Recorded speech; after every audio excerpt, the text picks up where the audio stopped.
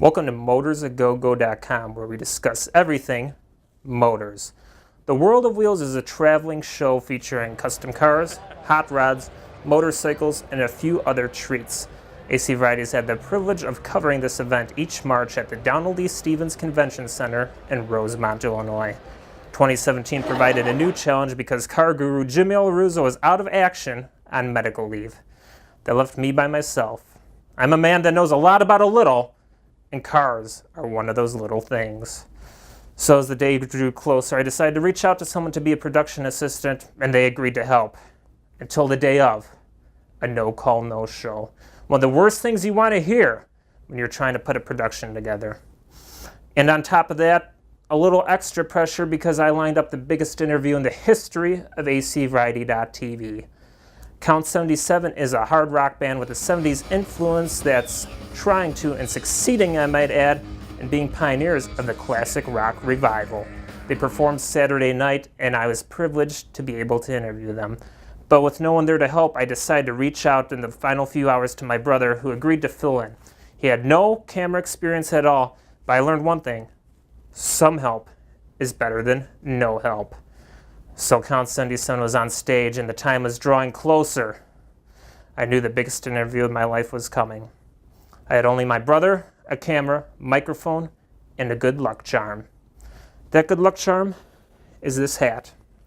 They say every hat tells a story, and I'm ready to tell mine.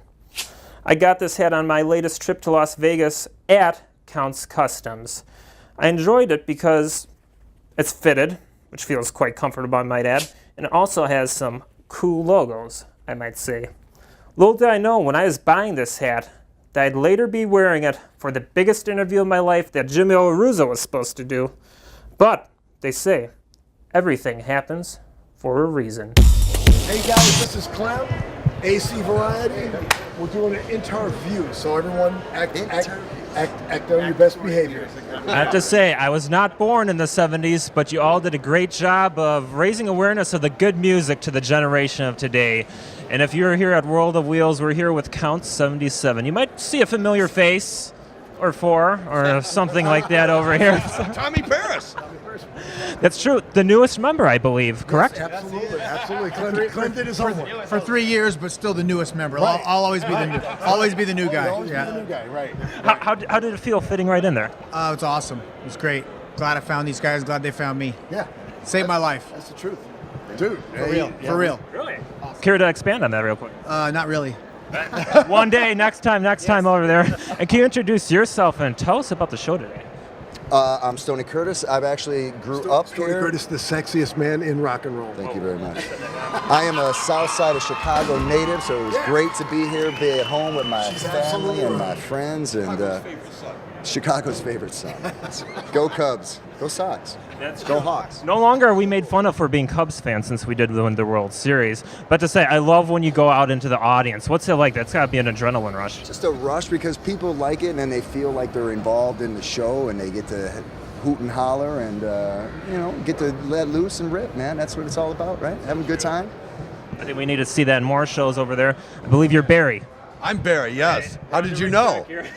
Did a little research. I'm remembering some of that bass guitar, correct? That's right, the bass. Could you tell us a little bit? Did you get to walk through the car show before you performed today? Yes. Would you care to share your favorite car? I know there's a lot of people anxious to hear their name called. Or their car. I'm going to go with the Cadillac. Very nice. I'm going to go with the Cadillac I saw. I mean, there's many, but you put me on the spot quick. Cadillac. You did pretty well, and whoever has Cadillacs over there, you never know. Can you introduce yourself and provide your thoughts today? How you doing? I'm Paulie D. Play drums with Count 77. Nice. Yes. And could you tell us a little bit about your history? I believe you teach lessons now as well. I do. Well, I grew up in the Bay Area. Moved to Vegas in '98. Joined Blue Man Group for about 6 years, and then went on tour with Whitesnake, and landed here with Count 77. And, the rest is history. I hate to interrupt, but where you took drum lessons, who owned the store you took drum lessons in? Oh, of course. It was Eddie Kramer's Music World, the Eddie Kramer. Yes. That's How much more 70s can you get than Eddie Kramer? I mean, right? Hey, And at 9 years old, when I started, I used to walk around his store for like an hour before my lesson, just picking everything up, and he used to get so frustrated. He'd be like, "Don't touch that! Don't touch that!" Funny story. Are you gonna buy that? Are you gonna buy? A couple years ago at NAMM, we're walking around, and I go, Paul, that's Eddie Kramer. That's Eddie Kramer. So, and he looks at us, and he looks, and he goes, "Oh, Paul, how you doing? How the hell do you know Eddie Kramer?" That's where I grew up, man. Yeah, no, it was great. And my uncle Mike Corrado from San Carlos, my drum teacher. You know, I'm forever indebted to Eddie Kramer's music world, Mike Corrado. I owe it to them. Love you, Mike. I take it you're John Zito. Yeah, hi, how you doing? The John Zito, not to be confused with all the other John Zitos you know. That is true. I might take that advice there. And would you care to give your feelings on the show today and Rosemont? Love Chicago out here, Curtis, a native, Stoney Curtis, and the show was great. People are great out here, and I mean, what can I say? It was just awesome. Yeah. You had that place packed. All of you had that place packed. Yeah, it was great. What a great energy everyone gave, and, just keeps us going as well. And just, find these guys and have this type of band and energy and friendship and brotherhood that we have, and people feed off that. It's nothing fake. It's just what rock and roll should be, and all ages, they all dig it. They all get what's going on, and makes us keep going too as well. So You brought up a great point there, families of all ages. We have a man over here. We don't want to forget you, Danny. I think I saw you working on cars before. I have. I've been known to mess with a car or two on occasion, or a motorcycle or two on occasion as well. Absolutely. Now, I have to ask, we know that your love for music came first, but how do you divide the time between the two passions? It's really tough. I grew up in music. My father was a musician, brought me up in gospel music, black gospel, southern gospel, and I used to sing gospel music for 100 years, and always being a rock and roller growing up in the 70s. This is what I truly love. Meeting these gentlemen long before there was ever a television show, long before there was anything like that. We have been a band for an awfully long time. And so to be able to pull that passion out and do that again means the world to me, especially since my father's no longer with me. Whenever we'd go out on stage, I feel very close to him again. I have moments throughout the evening where I have a moment at one time or another where I'm back singing with Dad again, and it's wonderful. And I'm proud to be one of 6 with this band. And I also find myself getting lost on stage sometimes. I just get so into the music, and these guys are such amazing players, and it's just awesome. Such an amazing band, and truly brothers, traveling together, playing together, rehearsing together. We don't fight, we don't argue, we don't do any of that crap. We're just here for the music, and we love it. So that's the passionate part about that. Many of my family members at one time or another worked for Ford Motor Company in Detroit. I spent a large part of my youth growing up in Detroit. And so the automotive and the motorcycle side of me comes from aunts and uncles and just cousins and relatives and everybody in Detroit, and spending my youth growing up there. So how I split my time, it's pretty insane. Throughout the week, I'm at the shop all week. We rehearse in the evening time. I'm at the shop during the daytime. We rehearse in the evening time, and then we hit the road. We right now we're doing fly out dates because we're shooting episodes of Counting Cars, and so we usually take off on a Friday. We're back on a Sunday, and I'm back at the shop first thing Monday, and we go at it. So I always say I'm the luckiest guy in the world, because the 3 things that I grew up in loving was music, motorcycles, and cars. And now I find myself doing music, motorcycles, and cars, paying the bills, taking care of great people at the shop, rocking with my brothers, being on the road, meeting great people like yourself, coming to magnificent cities like Chicago. I'm blessed. You're proof that dreams do come true. Dreams do come true, man. Also, on top of that, the other thing is you got to work for it. Don't ever expect anything to be handed to you. This is not the land of entitlement. This is the land of work for it. And any one of us here will tell you, we work hard. We all work very, very hard at everything that we do, and we work very hard at this band. And to be able to go out and play for a great group of people like this that are having a ball. they're having fun, we're having fun. Then we're having fun, they have more fun. And it just keeps escalating. And the fun spills off the stage, and then they throw it back up at you, and it's just phenomenal. So God bless this crowd. We've got so many wonderful show dates to do. The Soul Transfusion record is just now dropping out. The Summer 77 music video just launched. Video just came out. Bro, there's so many good things going on. We're blessed. I do have to ask, I noticed you released the album online first. Thank you about that. I have to ask, the album was released online first. How do you like that, the online release before the physical thing? It seems like the music industry has changed, so to speak.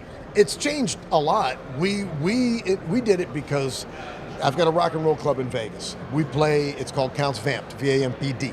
We play, whenever we're in Vegas, we play Vamped, of course. And we wanted to reward our fans. The record company wasn't quite ready to release the record yet. The record was done.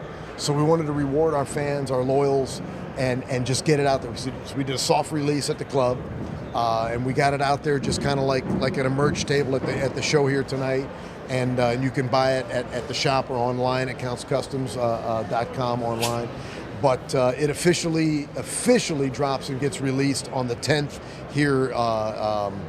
What is this, March? I don't even know where I'm at, man. Right. Wow. Anyways, and so you'll be able to get it everywhere. It'll be around the world. You'll be able to get it everywhere as they do. You'll be able to legally buy it from Amazon, iTunes, whatever, and I'm sure everybody can pirate it from however they pirate them, because there are some talented 8-year-olds out there that really know how to work on a computer, man.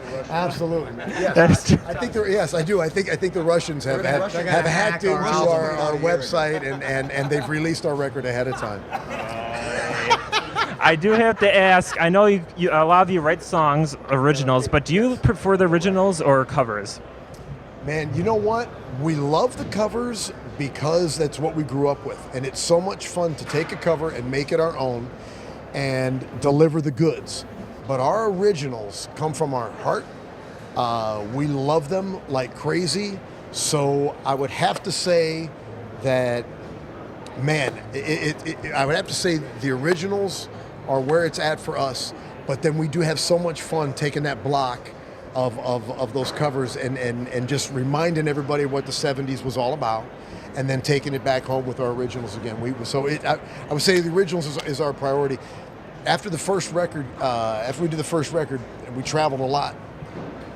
We got out there, and that really defined the band. Hitting the road really defines a band. So this second, although I love the first record, self-titled Count 77, the second record, Soul Transfusion, is such a progression of the band, of the band really coming together and really finding ourselves. And we found that out on the road, and it's awesome. And as we travel now, you know, we still are, see us on an airplane jotting down stuff, or sitting in your hotel room jotting down stuff, getting ready for the next round. So I would say the originals, yes, but we can't discredit the covers, how we love them and how we do them, how we make them our own. Very good. War Pigs there. Thank you very much. Thank you very much. Thank you. A pleasure. Definitely look forward to seeing you all in the future. I do go to Vegas on occasion, so maybe I'll be stopping by. So stay tuned. Let's see what else is going on. World of Wheels at Rosemont. It counts 77. Yeah, baby.